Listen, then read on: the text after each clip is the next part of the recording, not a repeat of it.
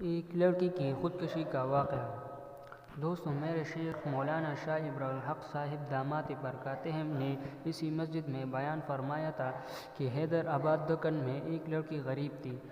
جہیز کم ہونے کی وجہ سے اس سے رشتے واپس ہو جاتے تھے۔ جب کئی رشتے واپس ہو گئی تو ماں کے منہ سے اتنا نکل گیا، تو کیسی منحوس ہے کہ تیرا کوئی رشتہ ہی نہیں آتا۔ بس اسی رات میں اس نے خودکشی کر لی۔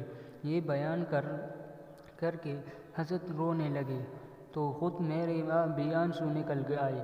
حالانکہ حدیث موجود ہے کہ بابرکت نکاح وہ ہے جو کم خرچ ہو، لیکن رسومات نے اس عبادت کو اتنا مہنگا کر دیا جس کی کوئی حد نہیں۔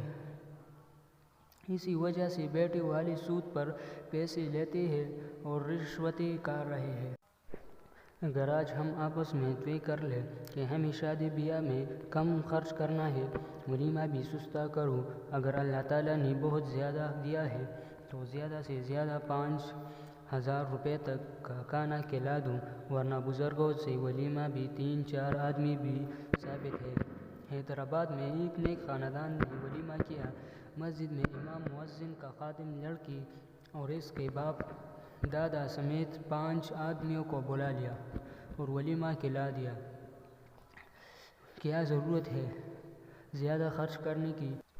اگر دولت کا اتنا نشہ ہے تو غریب بیٹیوں کی شادی کرا دو جن کے والدین کے پاس پیسوں کی کمی ہے، یا کوئی اور نیک کام کر دو، اور کچھ نہیں کرتے تو اپنی بیٹی کے اپنے داماد کو پیسہ دے دو۔